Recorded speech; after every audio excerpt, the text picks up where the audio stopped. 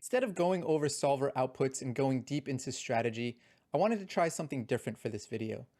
I want to share my poker journey with you guys and some stories that were pivotal in my career in order to become successful and where I am today in poker.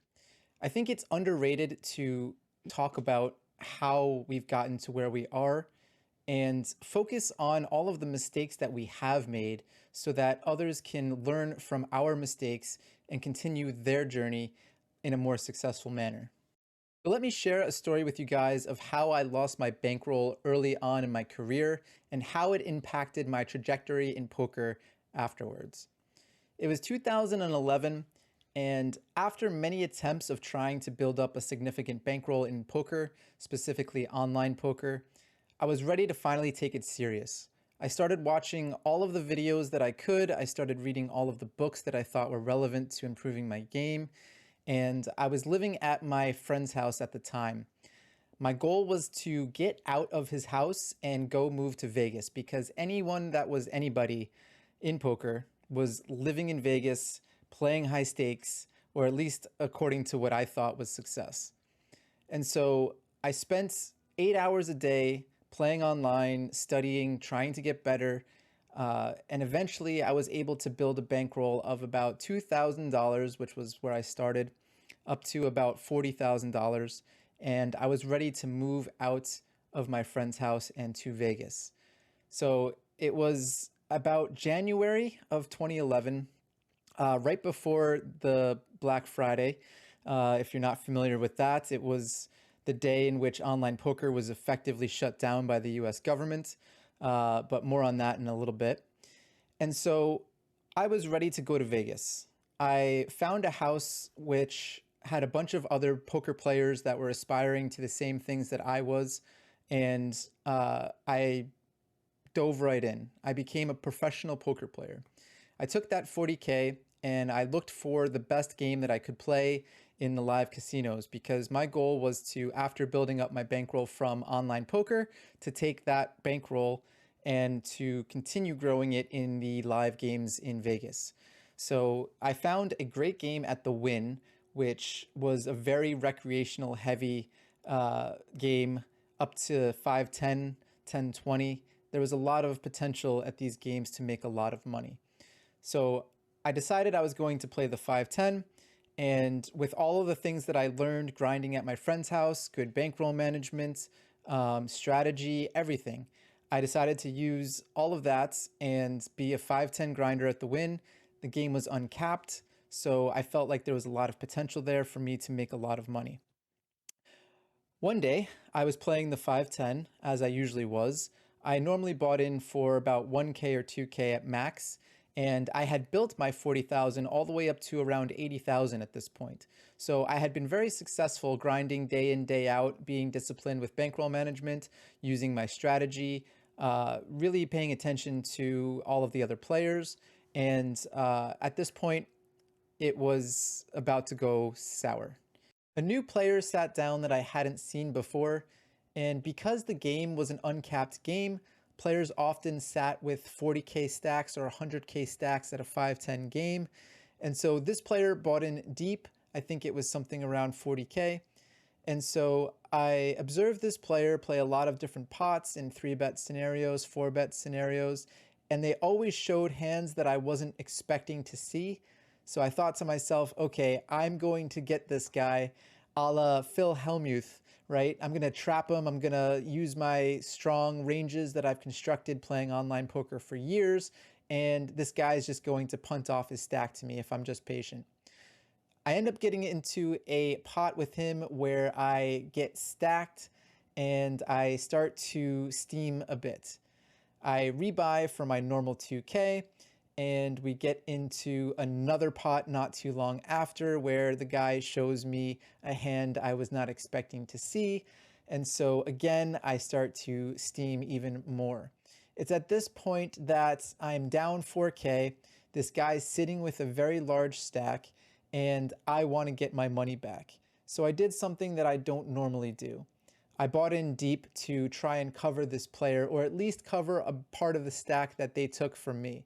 So I rebought in for 8K And as I mentioned, I was just an online grinder. Most of my strategy was involved with studying 100 big blinds, 200 big blinds at the most.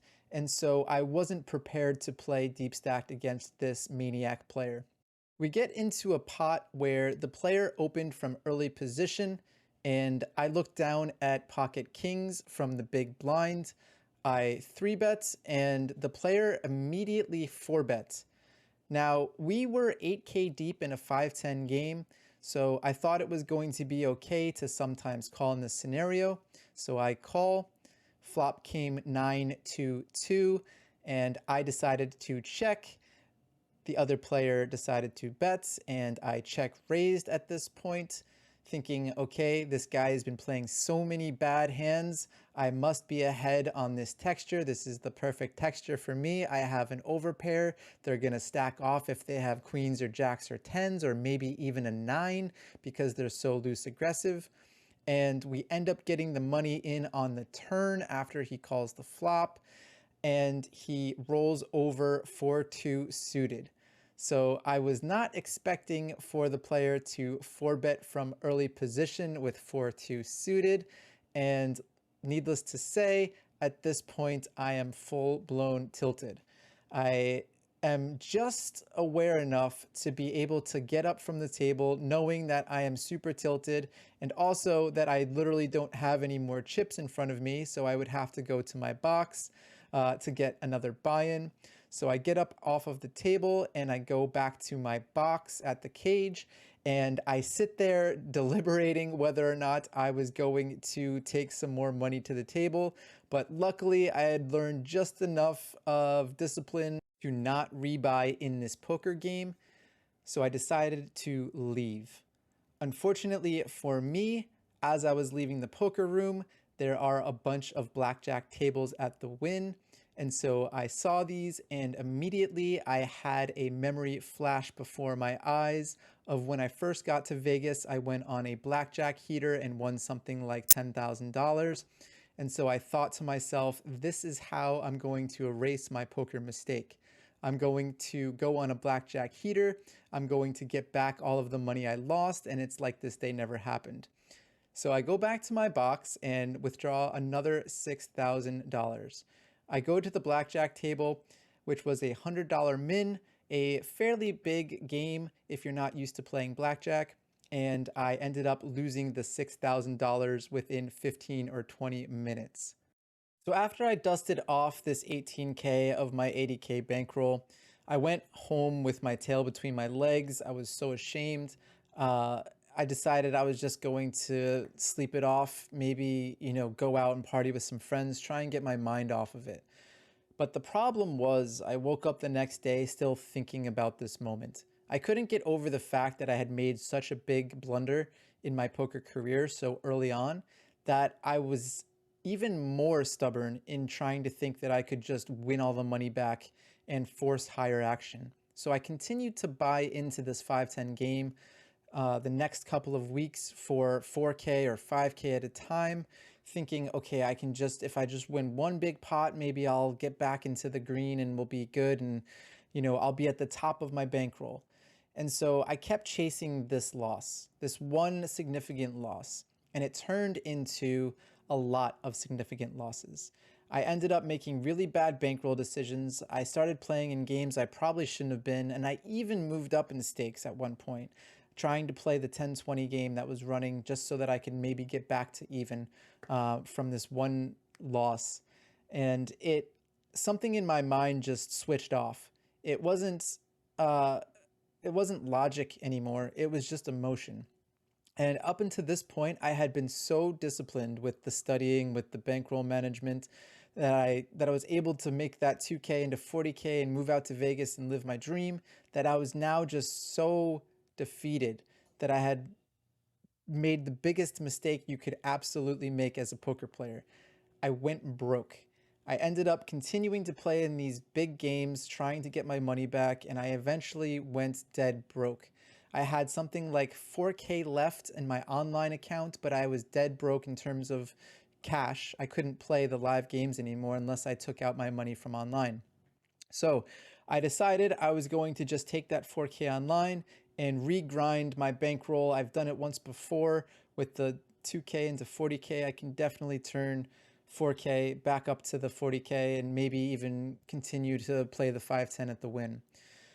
So this was about April when I decided I was going to rebuild my bankroll with the 4K.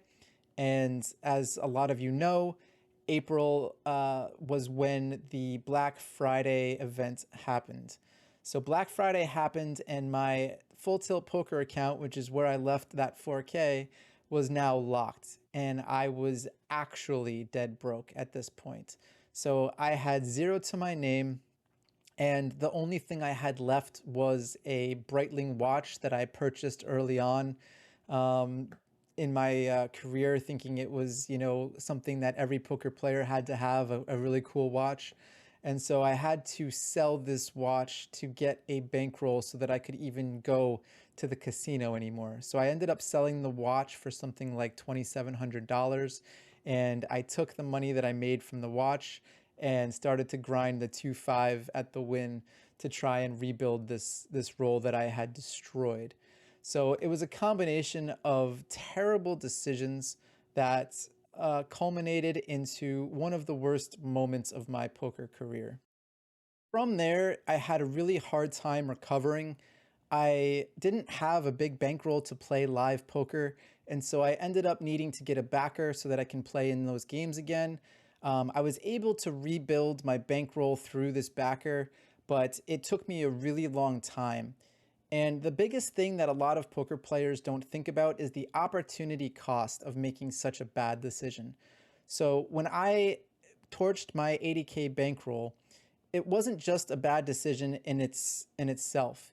It really impacted my future success because if I had just continued to play my 1K, 2K buy-in strategy and grinded the 510, had discipline, used bankroll management, it's possible that I would have made it up to the 10-20 game and then even further.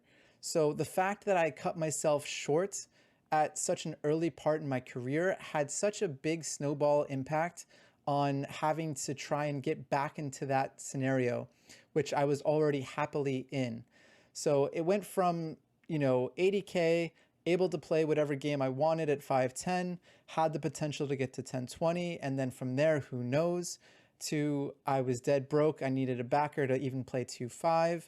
And it took me something like half of a year or even close to a year to even build back to close to what I had earned previously. I had been very lucky to know enough people to get me back into some bigger high stakes games on a backing deal in which I turned zero effectively up into 70K. In which case I then again torched that bankroll, but that's another story for a different video. So if you did enjoy this story and you want to hear more about my poker experiences, I'm really looking forward to making some more videos. So if you would like and subscribe, you'll get a notification of when a new one comes up. All right, guys, have a good one, and I'll see you on the next one.